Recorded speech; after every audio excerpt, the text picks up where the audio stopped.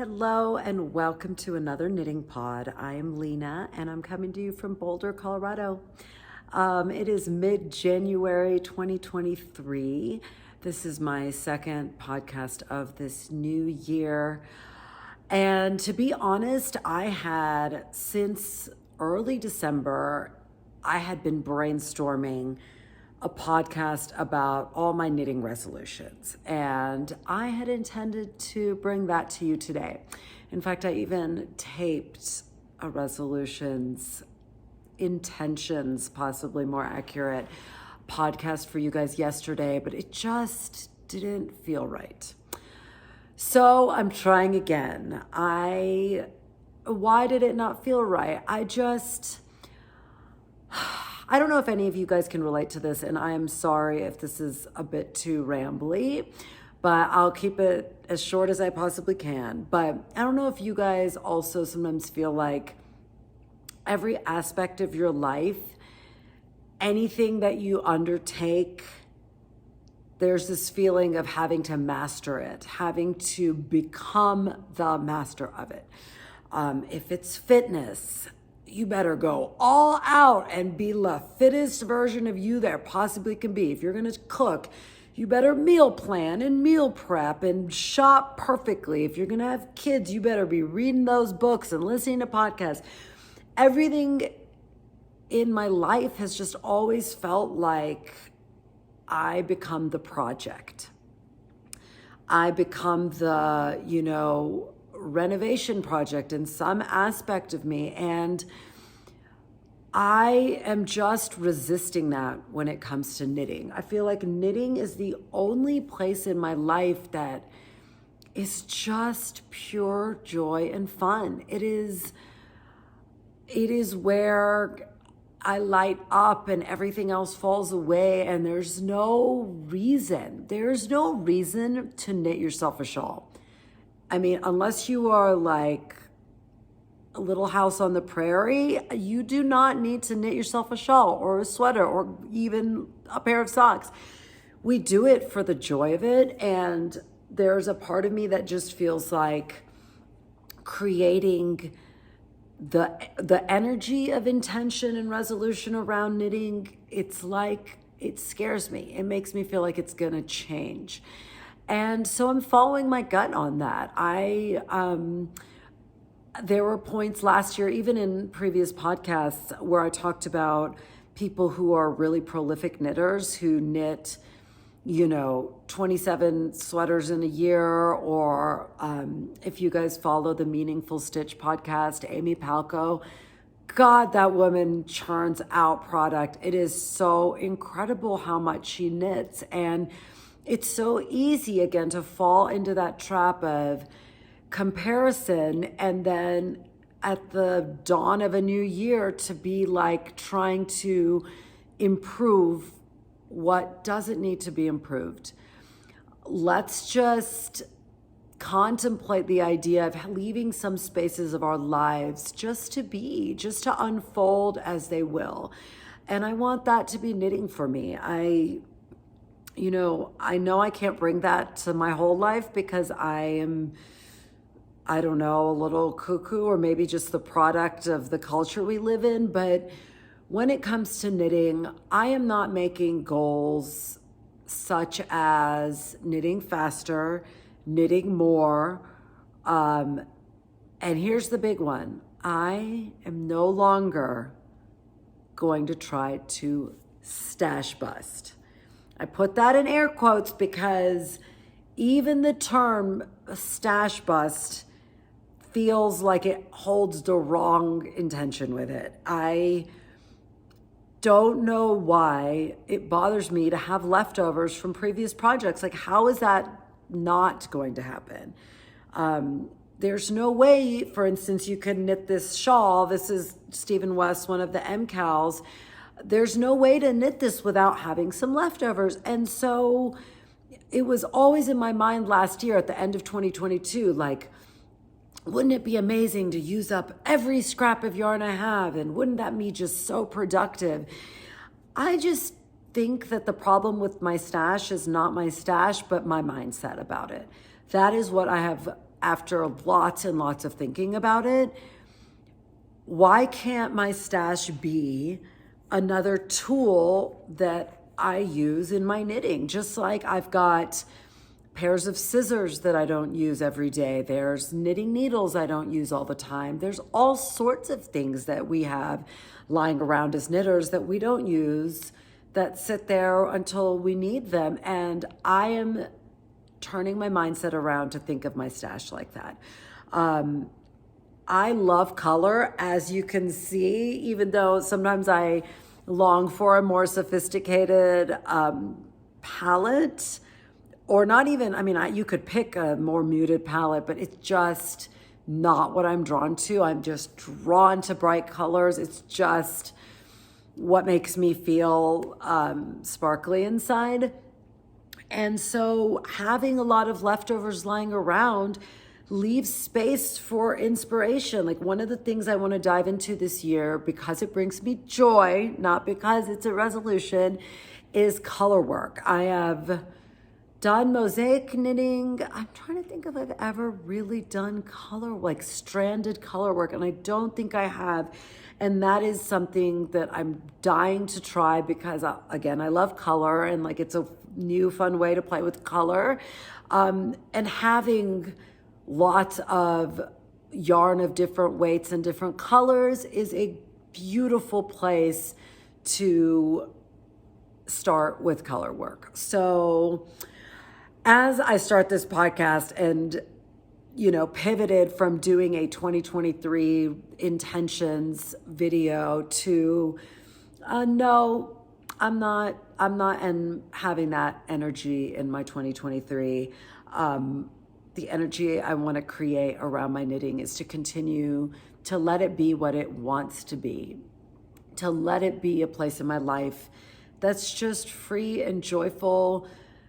Like, I don't wake up in the morning with the intention of needing to knit. It's just the truest expression of my spirit. It's like when you see a bird just pecking away at the grass, looking for whatever it's looking for. That bird is not trying to be the best bird it can be. It's just being.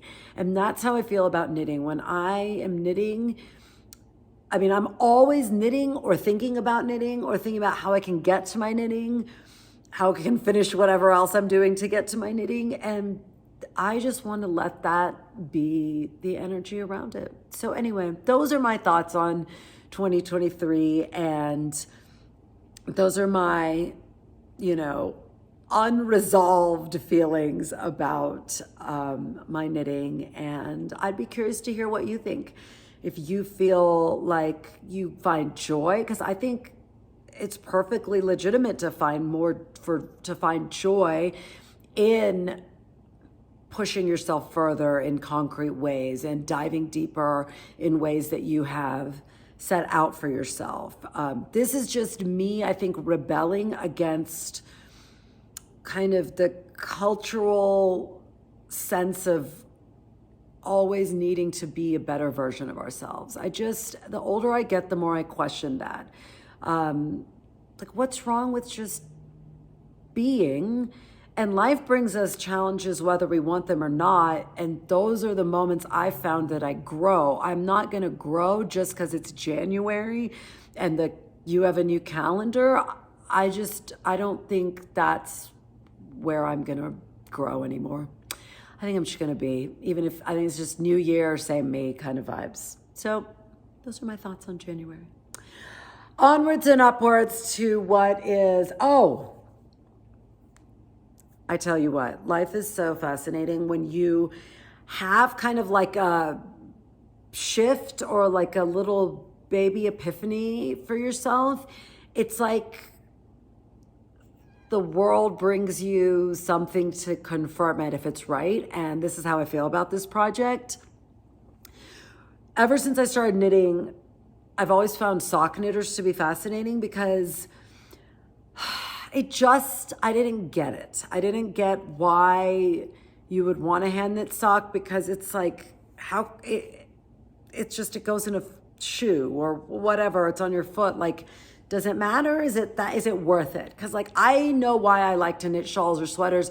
When I put them on, I feel just like the truest version of myself, but I felt like I didn't know how socks would translate to that for me. Leave it to Stephen West to be my stepping stone into socks. And it was just exactly what I was just saying about the stash, that feeling of just letting those extra pieces of yarn be there until you feel inspired to use them. I think there were, like earlier in the year, I was watching one of his, earlier in 2022, he was talking about how he never was a sock knitter either. But then he started making socks, and one of his friends taught him how to make socks. And of course, then he fell in love with the process, and then he Stephen Westified socks. And then 2023 is the West Knits Year of Socks or something. He released an ebook, and if you buy the whole thing, you get a new pattern from him for socks for the whole year of 2023 every month. And I believe his first one was the painting brick sock. And I watched this video, and it was like I was just smitten. I was instantly just had that feeling that I get sometimes of, oh my God, I have to make that or die trying. I'm going to make that sock. Of course, I've never knit a sock before. I tried one time with a toe-up sock, and I think I tried to do it 4 times, and finally I was like, screw this, I'm so done.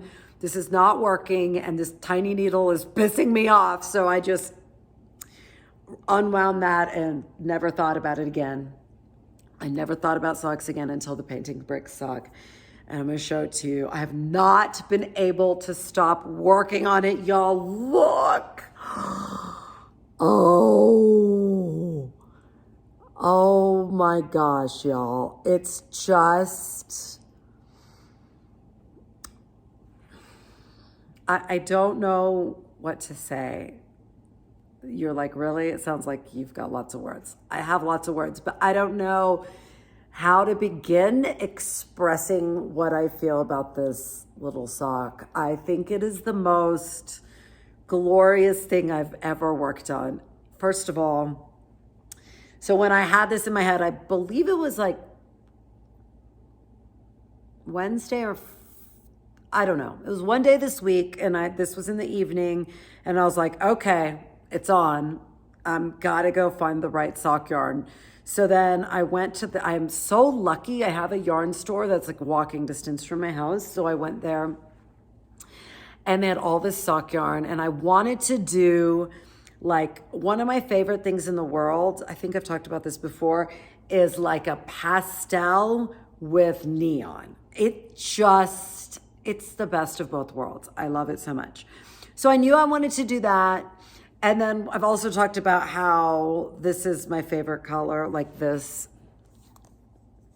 electric lilac, electric orchid. This is like a pastel neon. It's just, there are no words. Anyway, so they had this sock yarn. This is the Malabrigo. I don't know exactly if it's called anything but sock yarn. It is 75% superwash merino and 25% nylon. The colorway is Valentina, which I just love that name so much. I think it's so beautiful and so apt for this yarn. It's like this delicate lilac-y pink. And so they had this one, and they also had the Cascade sock yarn in the exact same composition, 75% superwash merino, 25% nylon. It was half the price. I think it was like $11 or $12. I think this was like $22 or $23.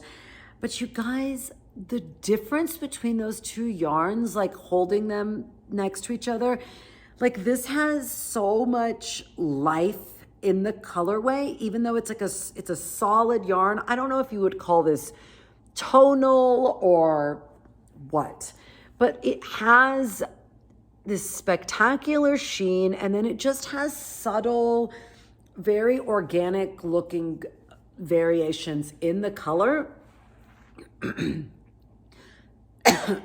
Excuse me. And even though I had no idea if this sock would even turn out okay, I just had to spend the extra money and get the just the yarn that made me happier. It was just worth the extra money.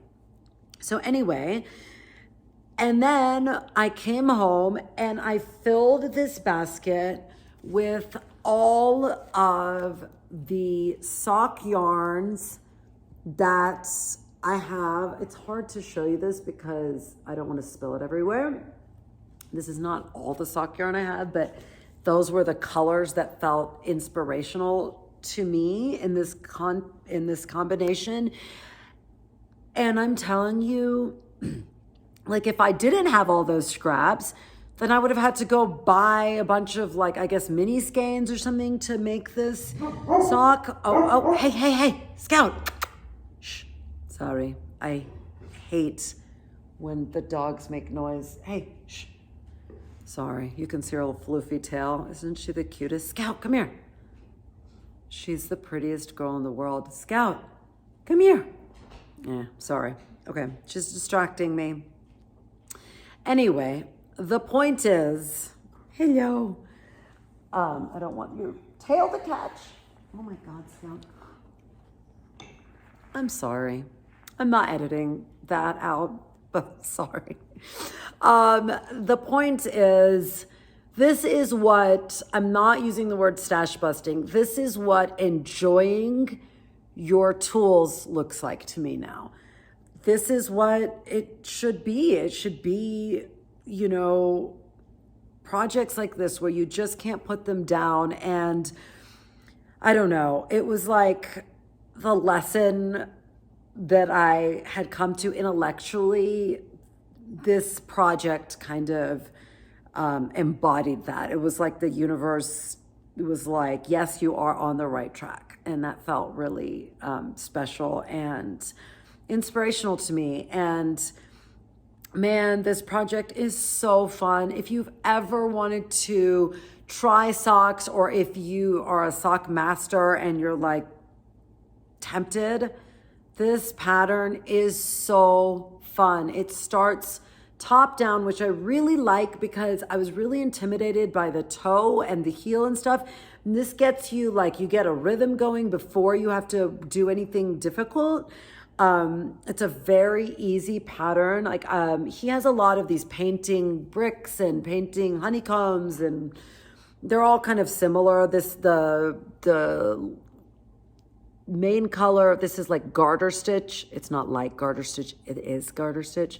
It's garter stitch, and then these are just little stockinette sections of 9 stitches, 4 rounds, and then you do, I think, 4 rounds of the garter stitch.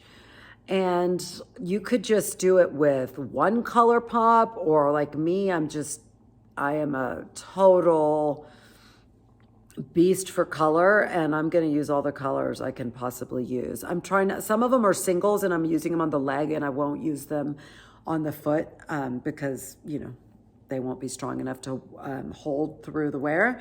So I'm almost at the heel turn. I will let you know how that goes. I'm a little nervous, but Stephen West writes the clearest patterns. There's video links.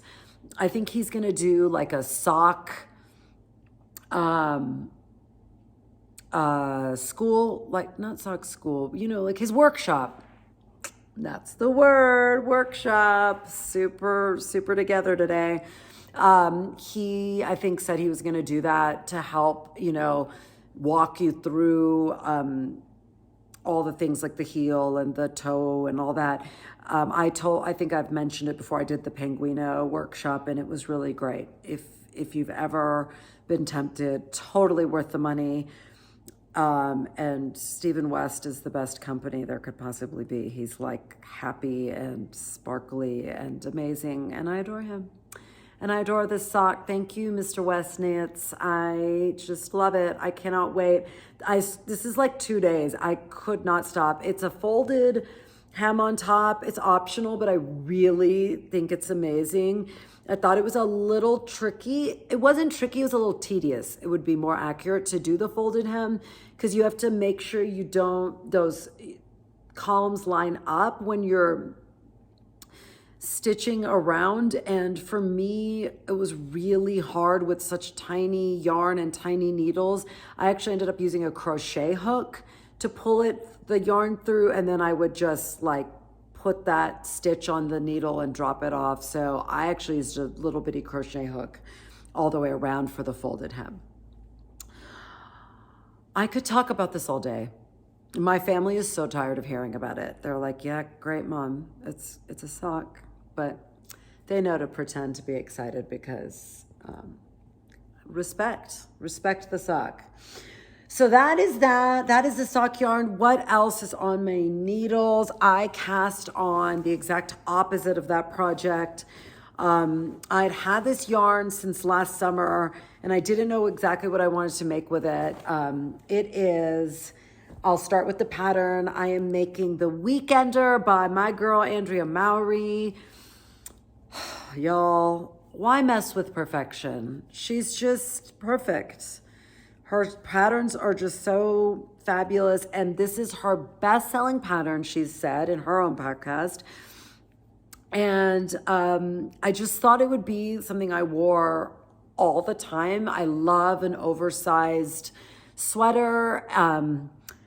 It just seems simple. And so you knit it inside out. I think I'm knitting the size 2, which would give me about 10 inches of positive ease.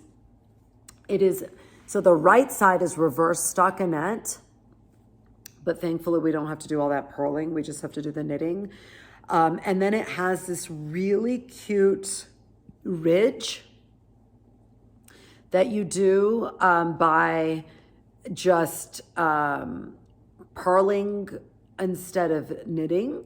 And on the right side, remember you're knitting it inside out, you get this incredible ridge. It looks really wonky, but I promise it'll look good when it's blocked out.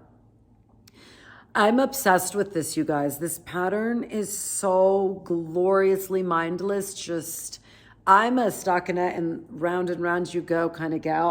I just find it so soothing. And there's something about that reverse stockinette with that one simple ridge that is just incredible. This is what I love about Andrea Mowry. The only comparison that comes into my mind is sushi. It's like she knows how to distill an idea into its perfect form without adding anything extra or leaving anything out.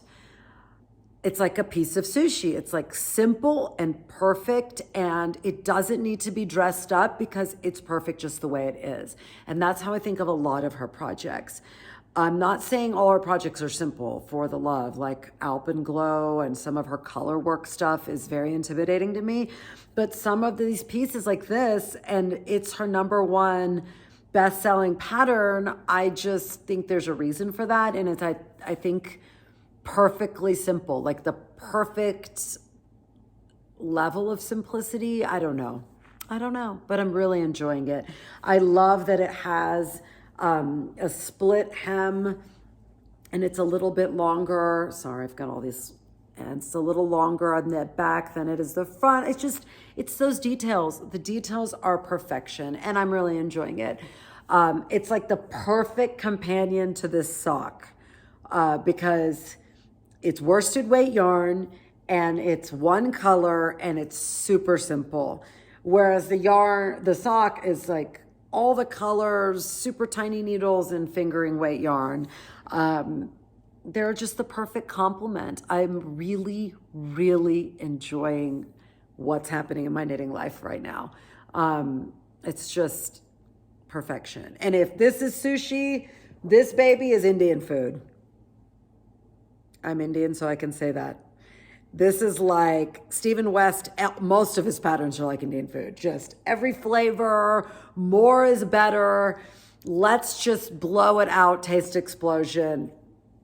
And I just love it. The two of them, between Stephen West and Andrea Mowry, I feel like those are like my desert island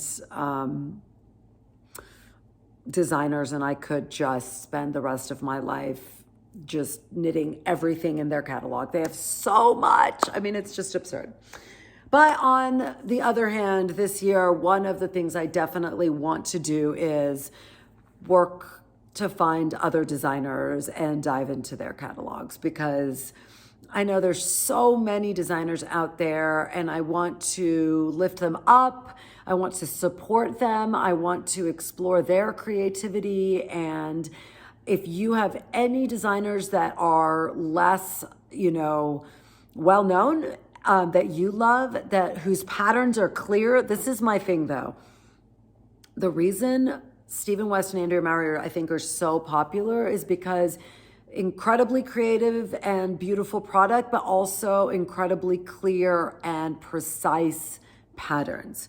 I do not have the patience to try to figure out what the designer meant. I am not a designer. I wish I were. I wish I had that level of creativity, but I just don't. I don't, and I don't think I ever will, sadly. But nothing brings me more joy than knitting other designers' patterns. And even though they're patterns and we all might make this shawl, for instance, the mystery knit along, everybody's is so different because of the choices we make and because of the modifications and the things that we might choose to highlight versus someone else might choose to highlight something else. We make it our own, and that's the beauty of it. So anyway, that is the Weekender and my sock. I do have a finished product to show you. It is the Cardigan. It is finished, but I'm a little sad, y'all. I'm a little sad about it because it's so beautiful. So I need to give it a second block. I blocked it. If you've watched my past episodes, I've talked about this ad nauseum. I had trouble with this collar, picking up the collar stitches because it's all knit in stockinette. And so it kept wanting to roll. So I blocked the whole thing once to try to make it lay flatter, and then picked up the collar stitches, and it worked a lot better. I have not blocked it again since, and I need to, because the collar, it doesn't look how nice and flat the ribbing on the arm is, but this is just not as nice and flat and not as relaxed. The wool has not, it needs a good soak and a dry. But what's making me sad is this. Do you see that?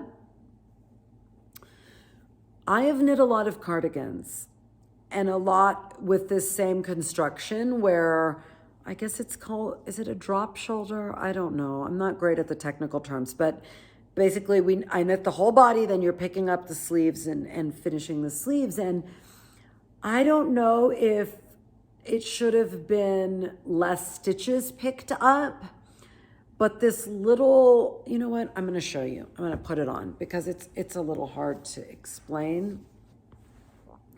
Sorry for the costume change. Okay. Look how pretty it is on. Oh my gosh. It's so pretty. Okay. Look, I'm going to stand up a little bit. See that? Oh my gosh. So my friend, that. I don't like it. It's pissing me off and it's ruining it for me. I worked, if you watched my previous episodes, how excited I was about this. And this is just, do not leave a comment saying I should rip off the sleeve and redo it, because I'm not going to do that. That sounds like my personal hell. I'm not going to do that. But one of my friends who's a knitter said, maybe I could do something from the inside. Or she said, maybe you just blocked it too aggressively and it laid flat and created a crease. So I don't know. I'm going to mess with it a little bit. I don't know why. Again, this is the thing. I'm not a designer. I don't know why this did this, but like the Penguino has a very similar construction. And I've also knit the Bubble Cardigan by Stephen West, and it has a very similar construction. And it didn't do that. I don't know if it's this yarn. This spin cycle is a lot woolier. So it just, like, you know, a superwash has this like drapiness that just falls. This is not like that, even though one of these is superwash and one of these is not. This is two different yarns. I don't know why. And, you know, in the picture, in her pattern in the picture, even hers looks like a little bit like this, but I don't know. I don't know why, and I don't know what to do to fix it, but I'm going to try to fix it. Or maybe not fix it, but kind of maybe mellow that bump out.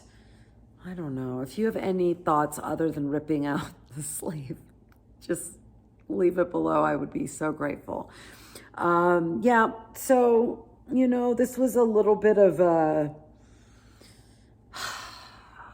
I don't know. I'm not going to jump to the conclusion that it was disappointing. I enjoyed making it. I enjoyed the process so very much. I love the fit. I love this spin cycle. It's not itchy at all. It's like just so comfortable. I know even if I can't get that sleeve to be perfect for me, I know that I will wear it a lot. I wear my hand knit sweaters and stuff all the time around the house. And I love this short sleeve because it's just like, you know, when you have a long sleeve, it's just annoying. It gets in the way of, you know, if you're doing dishes, it's like your sleeve is getting wet. And I love this length sleeve. I love this fabric that it created. It's such a cool, like effect of the spin cycle. Like, I just think it's so beautiful. And so I do love it. I'm just going to work on this little bit thing. No idea why. Proceed with caution. If you maybe pick up less stitches, I don't know. Like I said, I don't know the solution. So I will report back on if I figure anything out with that. This is my MCAL, by the way, from, I don't know, 2021. What was it called?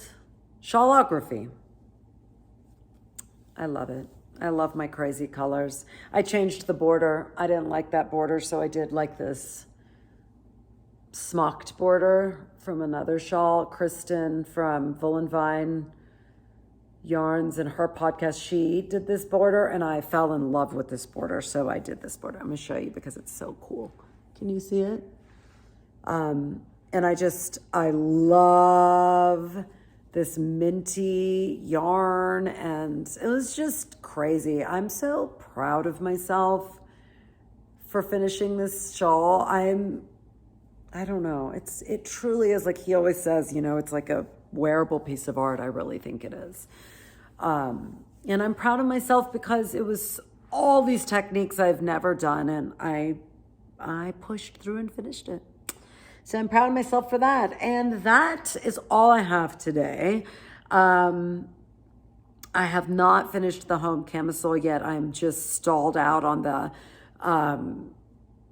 I-cord armhole edging. It's not very fun and exciting. I need to just sit down and finish it one afternoon. I'll do that before the next one. Thank you for watching. I hope that your January is off to an amazing start. I hope that your knitting is your refuge from feeling like you need to do better, because baby, you're doing just fine. I feel like we're all doing just fine. I think we're obviously doing our best, and if we could do better, we would do better. And when we can do better, we will. But we don't have to force it just because it's January. I saw this hilarious quote today that said, I'm doing this thing in January where I just try to get through every day of January, and that's how I'm feeling about it this year. We're not trying to do anything self-improving. We've improved all that we can. Anyway, have a great week. Have a great weekend. Do some knitting. Give yourself some time for yourself. And I will see you next time. Bye.